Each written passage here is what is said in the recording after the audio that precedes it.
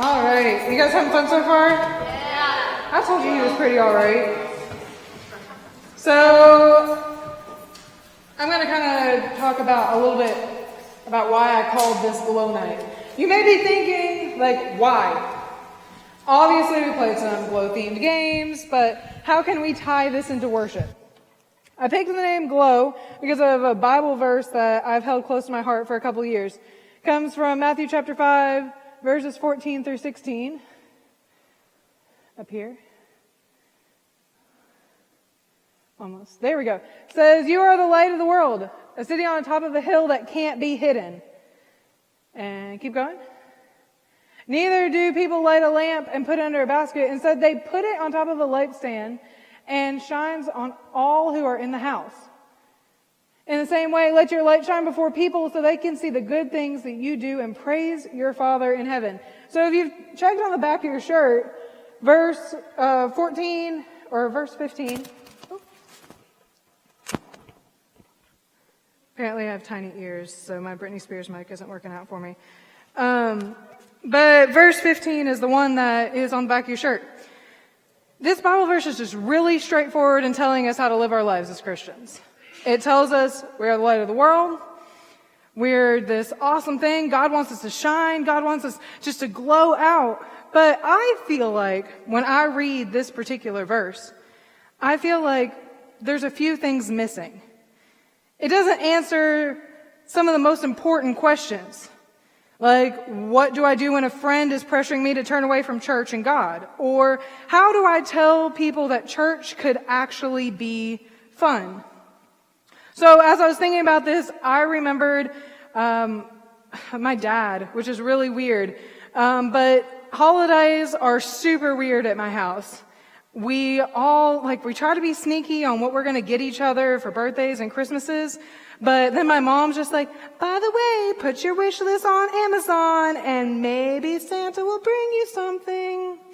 And I didn't really know. Maybe I was like, maybe my family just doesn't do surprises well. And then as I got older, it was really hard. Like I ran out of the cutesy gifts for my dad, like the handprint and the cement and all that kind of stuff. And I just didn't know what to get him. So every year we buy him used movies.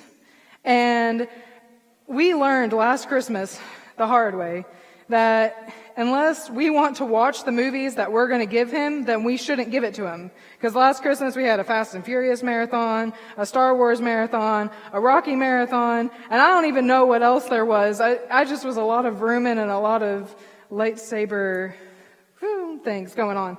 And so I just kind of was like, oh, well, the living room is, preoccupied for the next week.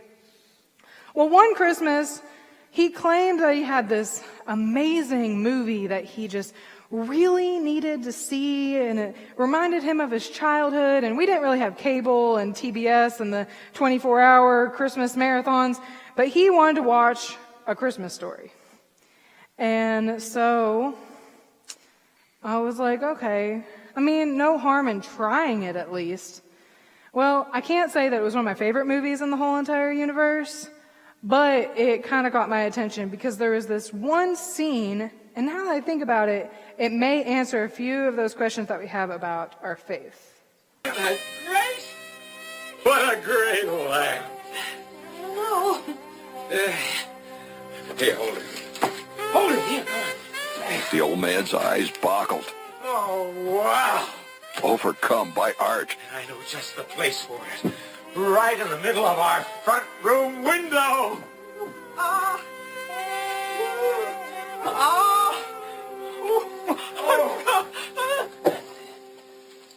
Yeah. Watch it. Let's see.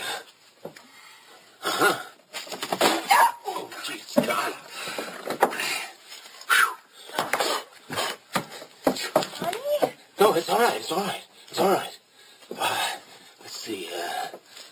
This goes to the radio. This goes to this goes. Well, it's just one too many. Let's see. The snap of a few sparks, a quick whiff of ozone, and the lamp blazed forth in unparalleled glory. Oh, look at that! Will you look at that? Isn't that glorious? It's indescribably beautiful. It reminds me of the 4th of July. Turn off all the lights. I want to see what it looks like from the street. I'll go get the Danny. Couldn't we talk this over? Honey.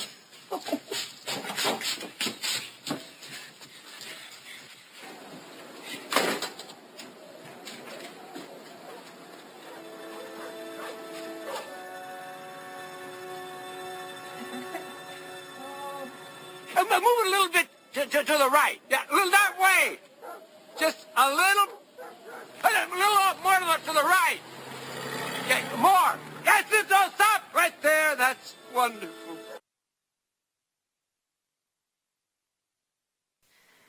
All right, so I really thought about this Bible verse, mostly because I was trying to think about lamps, and I was just like, what really ties in with lamps? And when the verse says that, no one lights a lamp and puts it under a basket, I thought about Ralphie's dad, right? There was no way he was going to put that lamp underneath a basket. I mean, let's look at this for a second.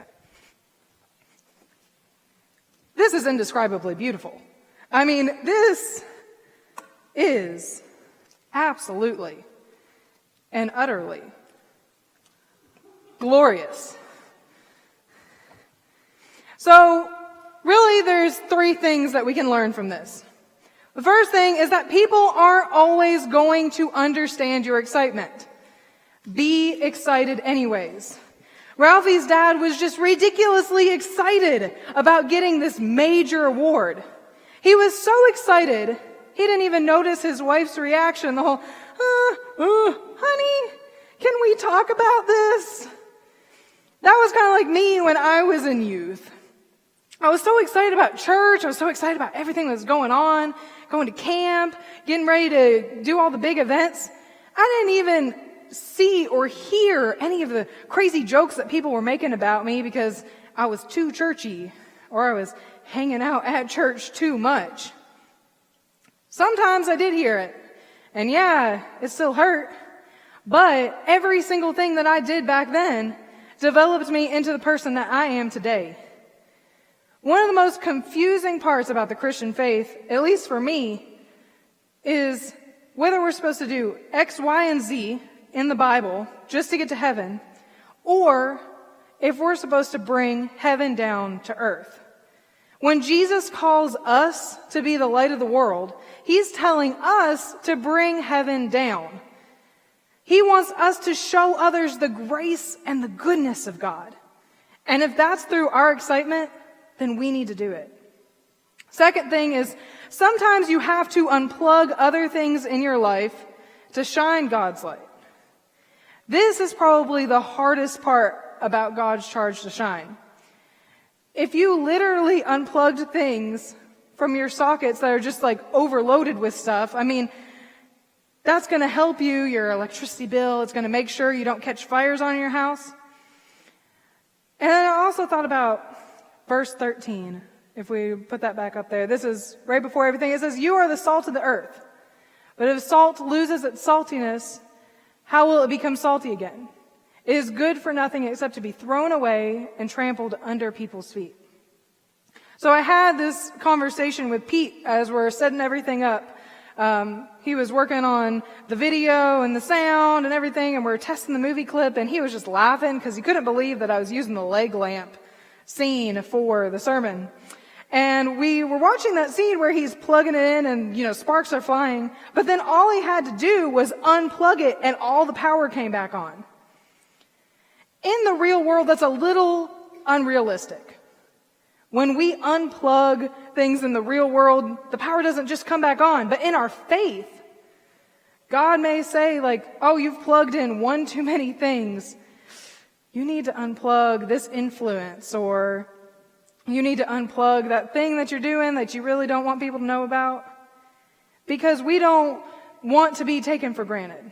We don't want our faith to just be something that loses its saltiness, its flavor. Because people reach out to us as Christians to get that flavor and that light. And if we look at these things that drag us down or bring the bad influence in our life, and we just unplug it, God will shine through. Sometimes we may overlook it, and it may feel like people are doing that with you. But that's okay, because you can come to places like this. You come to church, or you can just pray on your own, or go to a Bible study, or just even have good and pure Christian conversations to help you develop more and fill back up with the power of God. And then the third thing that we learn from the leg lamp: God deserves to be front and center. Just as we've talked about tonight, we can't put God off to the side. We have to put him front and center. One thing that my youth minister used to call it was leaving God at church. And that's just not a thing. We have these four walls. And it's great because we have a community to support each other. But we can't just leave him here on Sunday mornings and Sunday nights and Wednesday nights. God says, I'm everywhere. So show other people that I am everywhere. The question is, how do we put God front and center without putting ourselves front and center? See, at the end of the day, we're just a vessel that God uses. We're the lamp. Okay, so if we look at this lamp, it's a pretty fancy decoration, but it has no purpose. You're not going to walk into your house and think you're going to actually turn on lights so you can see. And you may notice it. It may be there. It may be a conversation starter. But when you plug it in, it has purpose. That's us. God wants us to plug in. And when we do, we start to see things just a little bit differently. When people are going through a rough time, we can pray with them. When they need encouragement, we can listen. And we can tell them of a great place to go to. When they're happy, we know to just rejoice with them, not let it drag them down. God gives us the true power, but we have to decide to stay plugged in. See, when I was in youth group, I lived for Barf Night and Tanico and the Conference Council and youth ministry and all this big stuff. Just like you guys have the caravans and the lock-ins and these awesome things that you guys go to. Back then, though, what I didn't realize was that I thought I could only plug into God when I was at these big retreats. And I really wasn't truly shining anywhere else. We need to figure out how we can have this never-ending source of light from God. So tonight, Kyle's and the band is going to come back up, and we're going to continue to worship. And most of you guys should have gotten a light bulb when you walked in, on a piece of paper, yeah? Okay, so this is kind of my challenge to you. He's going to play some more worship songs, and I want you guys, there's pens on the pews, write down, how are you going to stay plugged into God? How are you going to shine for God? How are you going to continue to glow? And just, you don't have to put your name on it. This is just between you and God. I want you guys to keep this as something that you can hold on to remind you of what you're doing in your life and how you're going to continue to shine for God. Cool? Okay, let's pray. Dear God, I just thank you so much for bringing us here tonight. God, I ask that you help us to shine everywhere that we go, not just in church, not just on these big things that we have, these big events. God, I just ask that you bless every single person in this room and help them to see that they're truly your masterpiece and you created us to plug in and shine. We love you in everything that you do. Amen.